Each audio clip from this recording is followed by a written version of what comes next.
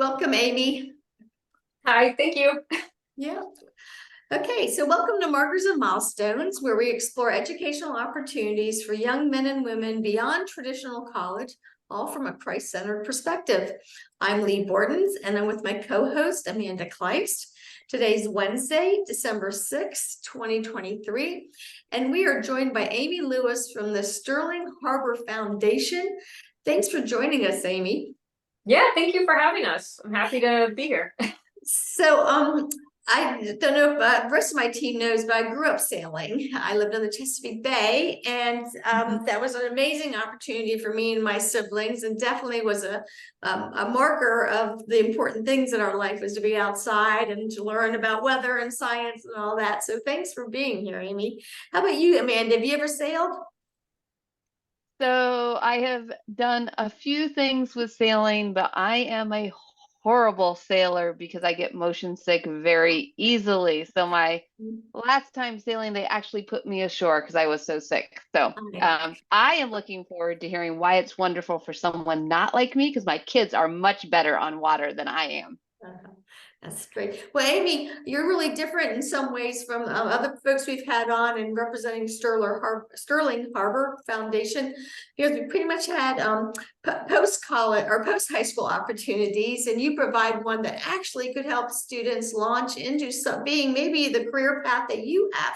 So could you just tell us first about yourself and all your certifications and how you got to be where you are? Oh boy, that's a long story. The basic version I tell people is that I actually grew up in the woods in North Carolina, which is still where I live. I didn't set foot on a sailboat until I was 22, and I just happened to rent a house from a woman who was a sailor professionally, and she kind of invited me along and then asked if I wanted to make some extra money.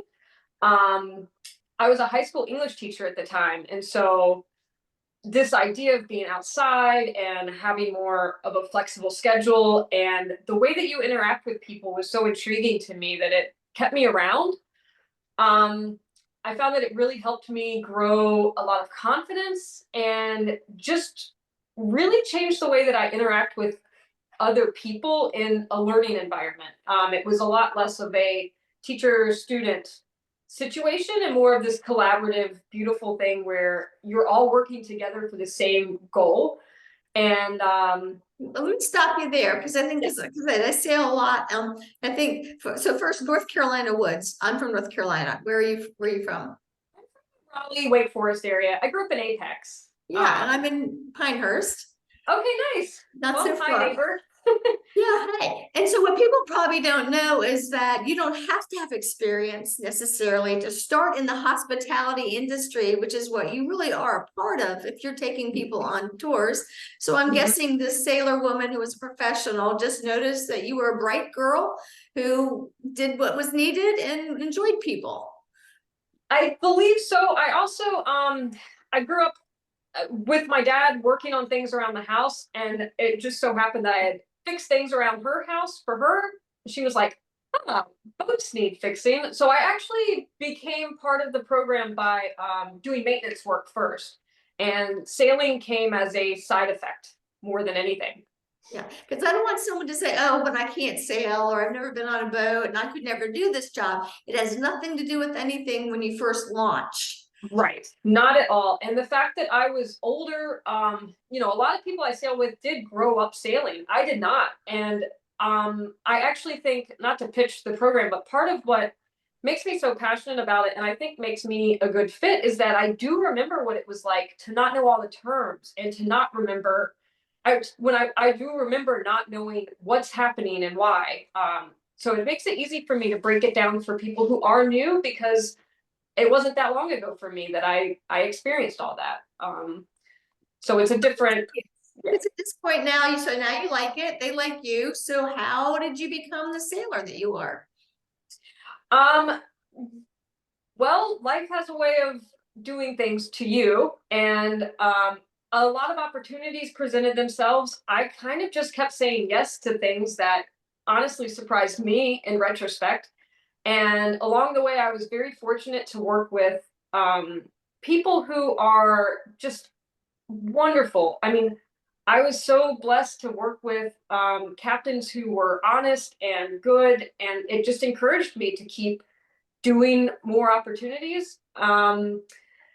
Now I am 37, so it's been 15 years since I've been doing this, and I've done sailing not all over the world, but I've worked on boats in the Bahamas and very close to a program in Germany that takes students out, which is what I kind of really launched me into this idea of collaborating education with sailing. People do it here, but we do things a little bit differently because of my German experience with teenagers.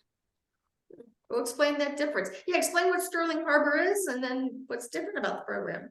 Sure. So Stirling Harbor, the nonprofit as a whole is just focused on getting people out on the water.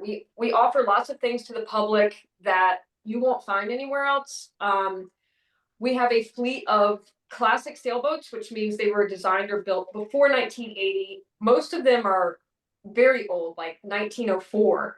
And not only are they maintained pristinely, but we encourage people to come out and race, and we don't charge for it. So these boats that are typically reserved for the elite are now open to the public. It's the very basics of sailing.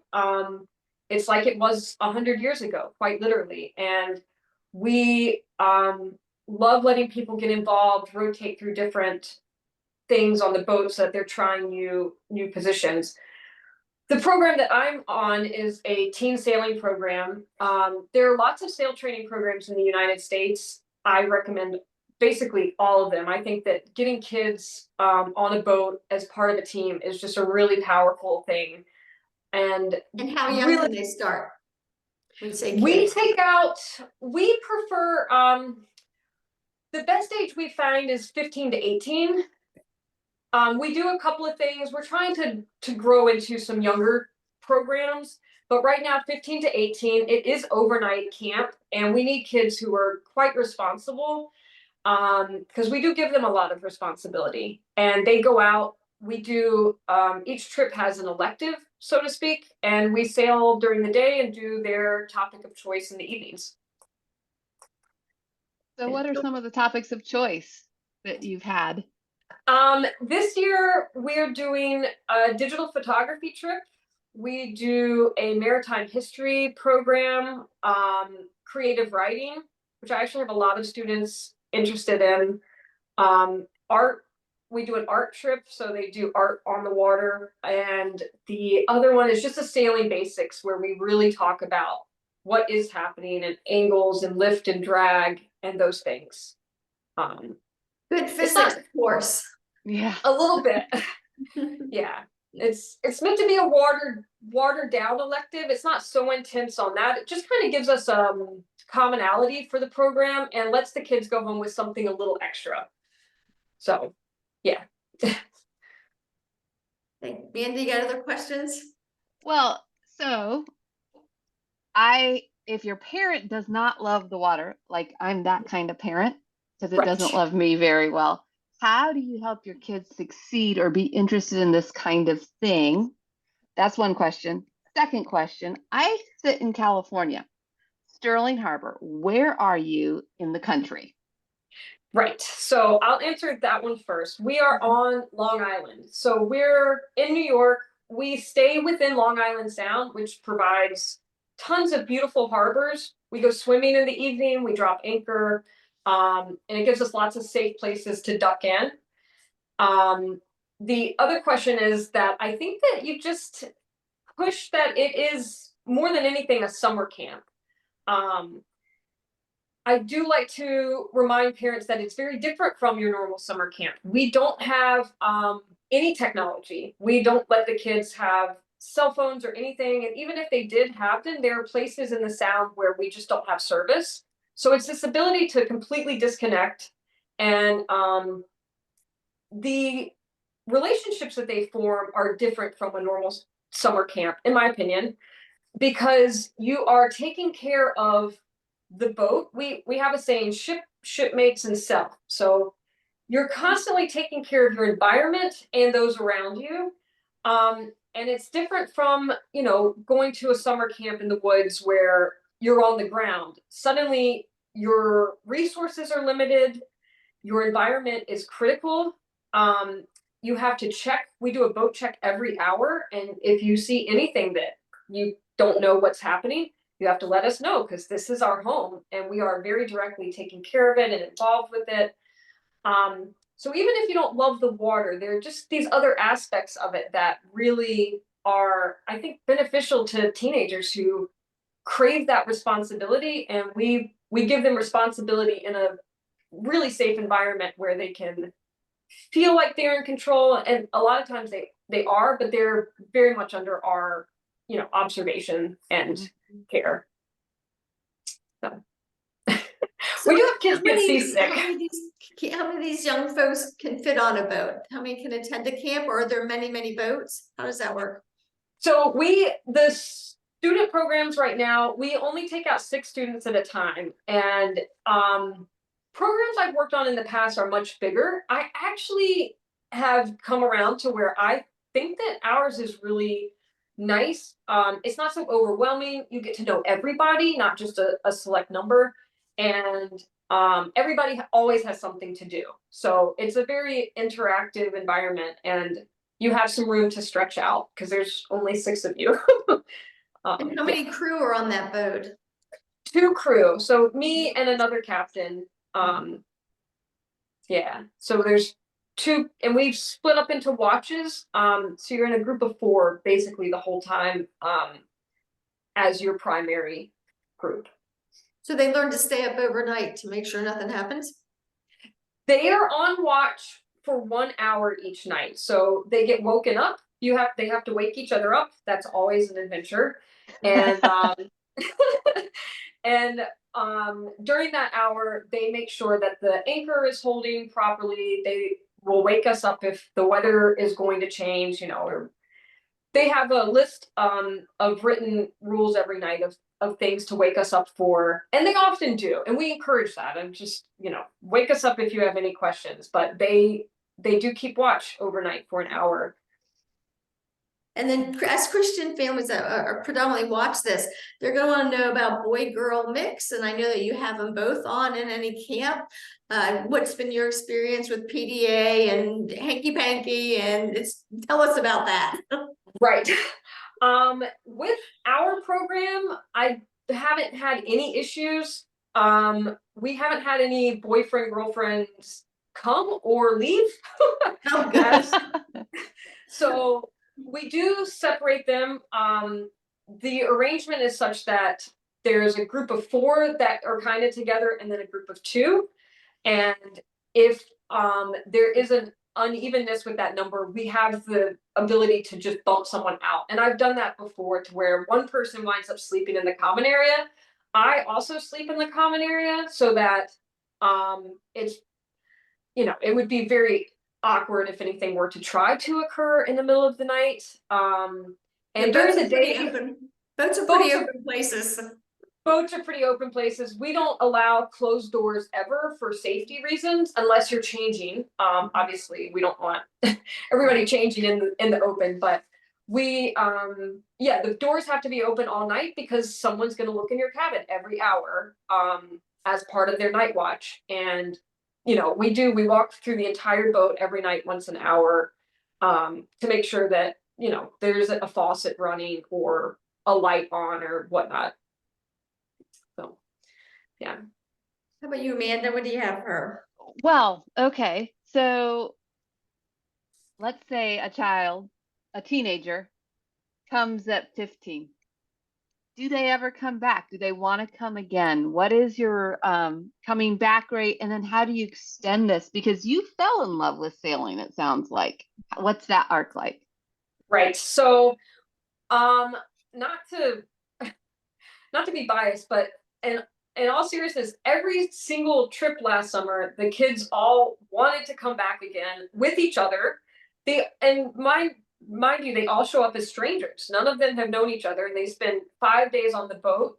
And just the uniqueness of that environment where you're bonding so rapidly, they all want to come back. And actually, the first girl I had sign up this year was she signed up for next summer already. She came last year, and her mom emailed me the moment we posted the new schedule and said that she was already excited about it. So I really think that I think that they enjoy it, and that the experience is just something unlike what they're used to. Um, my goal is to expand it to be longer trips. And that goes back to the German program I worked with. They do 3-week long trips in the summer. I'd love to take the boat down to the Chesapeake and do things where we stop and go ashore. As it is now, we don't go ashore the whole week, which has its own benefits. But I think turning it into a 2-week long program um, would be just an extra thing we could add and get some more experiences in there, like, going ashore, things that we don't do right now, we'd have more time for. Mm-hmm. So tell us a little bit more about the career choice you had, though. You have a lot of certifications for big size boats and things. Tell parents more about that, because very few people that I know grow up thinking they want to be in the boating industry unless one of their parents was. You're pretty unusual. Yeah. I think that a lot of my certification came through happenstance. The ship that I work on in Germany is humongous. We take out 50 people. And so having the time on a much larger ship with much more people gave me those bigger certifications. My wilderness first aid and lifeguard training and things like that are things that I thought would be wise to have in this situation.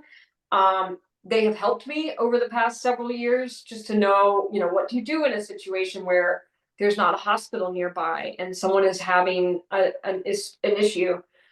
I don't think that I ever would have, if you had told me 20 years ago I'd be doing this, I would not have believed you.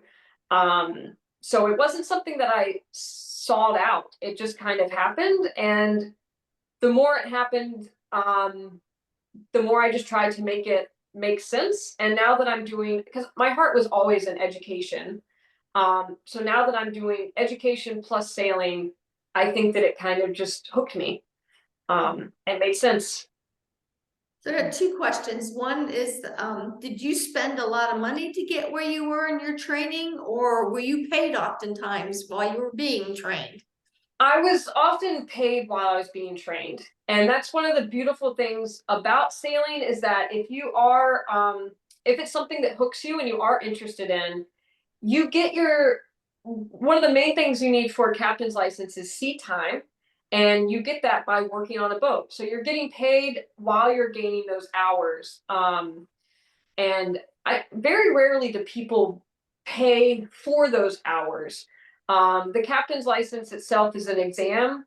The people that I work for just happened to, they wanted us to have captain's licenses, so they actually paid for us to go through that process. But all the hours that I accumulated, I actually did with other programs and while being paid to learn and, and count up that time. And do you have ambitions to be like an ocean cruiser captain, or are you right where you want to be? I don't. I wouldn't mind doing a trip. Actually, one of the programs that I've worked with in the past does a transatlantic in the spring and then again in the fall. And I had toyed with the idea of that, but it's not something I want to do as a career. I like being home a little bit too. So this provides a balance of being at home and having a community there, and also working on the water and experiencing that. So yeah, try to do both. So one of the things that a parent might be interested in is what to expect if a child comes after a week of sailing and says, Mom, Dad, I really want to keep doing this in my area. How do you connect with a place to sail if they won't be with you, aren't located with you? What do they do next? I think they would seek out a local yacht club And one of the things that we do for our students is the final day of the trip on Friday, before they leave, we present them with a certificate of their miles that they've logged. So we keep a track of where they go during the week. We calculate it and we give them a stamped certificate saying that they completed this camp. We also put on there the focus in case they want to use it for a scholarship or college application. So that would say you completed the digital photography trip aboard the boat, you logged this many miles, and then the captain and I both sign it. So that would be something that they could take to the local yacht club and say, look, I had this experience. I've done this many miles. I spent the night on the boat for a week, and it would kind of help someone know, like, okay, this is someone who has had this experience and really wants to pursue it further. Yeah. Great, because if you can fall in love with it as you get older, people who come to your program might as well. Yeah, true. Yeah, and we hope that they do. And I've actually, one of the students this year reached out for help with National Honor Society and stuff. I mean, we still view ourselves as educators and are happy to help our participants even after the fact if they need, a recommendation or something like that. Yeah. So when you talked about yourself as an educator, are you talking about just the love of helping these young people learn how to sail, and then you talk about the electives, but is there more to this educational aspect than the camp itself? Well, I think that more than anything, the educational aspect that I like, is that what you're asking? Yeah. What I really appreciate is that they are learning without knowing that they're learning. Mhm. And that's something that I grew up, my parents were very interested in having me experience things. If this breaks, you try to fix it, like take it apart. What does it look like? And we do similar things like that on the boat. So they're getting a little bit of education in photography. Are they walking away knowing everything about digital photography? Absolutely not. I mean, it's such a minor part of the day. Are they walking away with the ability to single hand a sailboat? Definitely not. There's just too much to know. But I do think that they grow in their confidence throughout the week, and some of their troubleshooting, things like that, our goal is to not drive the entire week. We don't want to touch the wheel. So from the moment the kids get on the boat, we're right there with them, but we want them to know, like, this is your boat and this is your program. We give them opportunities to make decisions every chance we can. And I think that that's more of the education thing that I appreciate, is just giving them the freedom to learn on their own with someone right there to ask questions, but to really say, well, what do you think we should do? Instead of just constantly telling them. Mhm. Okay, so describe your boat and the mast and the sails, and give us a picture of what they're going to be on. So Arcadia is actually a famous boat. She has a room named after her at the New York Yacht Club. She was originally built in 1989 as a Bermuda racing boat, and she was built at Concordia, which is a really excellent boatyard. She's got one mast, so she has one big sail up forward, the jib, and then she has one main. 70 feet long. She's a big girl. She is more modern than most sail training boats. So there's a little bit less of the wood, pirate ship looking aspect, but the fact that she's more modern lets us handle different weather. And she's got a lot of comfortable amenities, to be honest. I mean, as a sail training boat, it's quite luxurious for students. Everybody has every two people have their own sink. So like you can brush your teeth at night all at once. And she sits 5 feet out of the water. So if you jump in to go swimming, you get a little bit of a jump. Yeah. Big open deck. What about meals?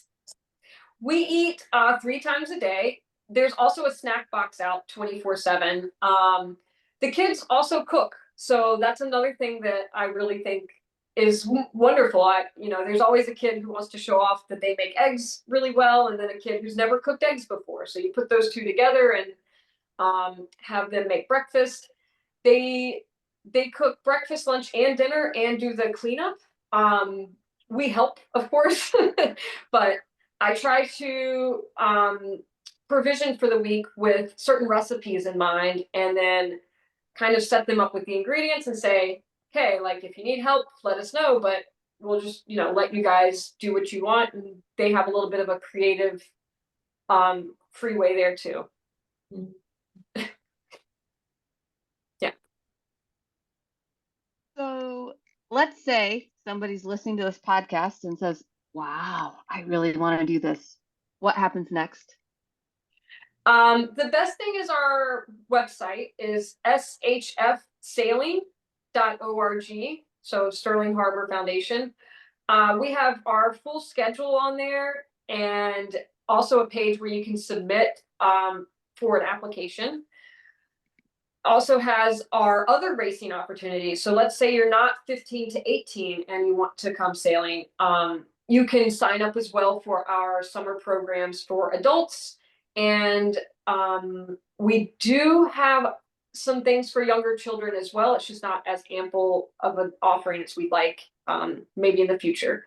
But once we get a request for an application, I would send over the full packet where you just say what your experiences are from the past. You have to say that you understand, like, you won't have a cell phone for the week and those things. And then the rest of the packet is, medical information, things like that we have to have, legal forms, but it's really a pretty quick process. We do require 2 recommendations from adults in your life, whether they're your uncle or a coach or anybody who isn't like your mom, and a short essay, which isn't meant to be strenuous task, but just something to let us know who you are, what you expect from the program. Sometimes that's really important for us, and what fears you might have or what your concern is, so that we get to know the kid a little bit and not just have this stranger show up. If it's someone who's interested in knowing more about engines, we can do that. So it's good to have that essay beforehand and just know their expectations as well. And so there's always dollars involved. There's always dollars, yeah. What's the dollars? We are nonprofit, and we are doing the programs this summer for $1,100. It's Monday through Friday. That includes all their food, any supplies that they use, the safety equipment that they use throughout the week. We have some financial assistance options, and we are always trying to figure out, like last summer I did a few different scholarships. So if someone was really wanted to go and reached out and said, look, we just don't have the funding for this, but this would be an amazing opportunity, there's a good chance we can make that happen. As a nonprofit, we're always looking for donations or support though. So every little bit helps. And it includes, the week, but also the maintenance that goes into the boat and salaries and upkeep and things like that. So unfortunately, boats are expensive. I would say $1,100 out of Long Island is not a lot of money. Right. You're doing a good job. Yeah. Well, we want to keep it as open to people who wouldn't otherwise have the opportunity as possible. So those scholarship kids that I can get, they normally are the happiest on the boat, and that's really important to us. Yeah. Great. Okay. Any other questions, Amanda? Well, Amy, this might be outside your purview, but Okay. when I was looking at the Stirling Harbor thing, I saw a bird sanctuary listed there. Yes. Cool. So I wanted to bring that up. We are partners with the Center Island Bird Sanctuary, and that program uses our boats for bird watching trips. You can sign up through their website or contacting us, and that is one of the options we have for our parents with younger children. The caveat is that you can't just send your kids. They Right. need to be supervised. So we've done in the past trips where two kids who are friends will come with one parent. That's fine. It doesn't have to be a 1-to-1 ratio of parent to child, but they're run by a girl named Emmy Triplett, who is just unbelievably passionate and knowledgeable about birds. And she is very good at getting kids excited and interested in what is happening. And just identifying these birds that you wouldn't see necessarily on the land that you get a chance to see on the water while being on a boat. So it's a really cool experience. And yeah, anybody who has younger kids up to, I guess, 14. She does quite young as well. So she takes out all ages, and it's a great experience. So beautiful experience for parents with kids. But let's say I'm a birder that doesn't love water. What kind of experience is that? They're not boats that are hopefully motion sickness boats. They're a little bit more stable. She is currently working on the Center Island Bird Sanctuary is brand new. I think that they've been around for about a year. And she is working on doing some land-based excursions, but right now, primarily working off the water. But Okay. yeah, hopefully it wouldn't be too rocky. Yeah. No, beautiful. Very fascinating there in terms of people who love birds, that intersection. Yeah. Yeah. No, Emmy is excellent. So I highly recommend a bird trip with her. Yeah. No, you were recommended to us by Kevin Kua, one of our homeschooling dads. Do you know him? Is that name familiar to you? I do. He goes to the church that I go to when I'm in New York. So I live my life a little spread out. When I am up there, we go to the same church, and that's how I got hooked in with him. And his daughter did one of our trips last year. So Kevin has been excellent at pointing me in the direction of other people and just trying to get the word out about these opportunities. Okay, so if you hear from some of our CC families, point them to Kevin to, if they feel like they're hesitant or something about it, I'm sure he'd be happy to encourage them. Oh, sure. And I do have other parents who have said that they'd be willing to be a point of contact if someone does have questions. They want to speak to another parent who has sent their kid. A lot of parents get nervous about our no cell phone policy. We do. One of the questions I get, of course, is for pictures, and I do give the kids a digital photo that's waterproof, a digital camera. I'm sorry, and they can take pictures the whole week with that. The other question is, well, what if there's an emergency? And we always have a phone on us, so we do have a shore contact person. That's the biggest question I get from most parents. But if there are other questions, or you want to talk to someone who has had their kid do this, I can definitely make that happen. And then are you looking, as you work with these young people, are you looking to hire and train them yourselves and to expand your services? I think there is that opportunity. There's two big opportunities with us. One is that we are always looking for capable people to help maintain the fleet. And that is coming into the age range that we need. I mean, the work is very seasonal. So a college student is ideal for us if they want more experience, if they want that time on the resume. But the other thing is that we actually also are connected with a 470 program, which is a high performance racing team for the Olympics. And if there's a kid who comes and is very interested in making this, like truly pursuing this as a career or passion, we have the network right locally to hook them in with our 470 team and get them like an Olympic coach, and have them have those opportunities as well. Wow. If they want a different route. So many ways to learn things, and Amy, it seems like you're just a lifelong learner that naturally goes after your interests. So yeah. I applaud your parents, whoever they were. I'm sure that must have been a factor in that. Yeah, my parents are amazing. I'm very grateful to have had good parents and still have them around. And yeah, they've come sailing. They were not been sailing before, but now they have. So That's great. they're game for anything. Well, I think we covered all the logistics and the enthusiasm. Spiritually, is there something that you feel like is real nurturing about sailing, or it's a spiritual experience? Is it something that Christians are really missing out on by not doing it? Like, encourage us to just be holistically how this experience affects us. I think that there's a lot of things with being on the water. One of them is just the ability to let go. There's so many things we don't have control of, and suddenly your world becomes a lot smaller on the water.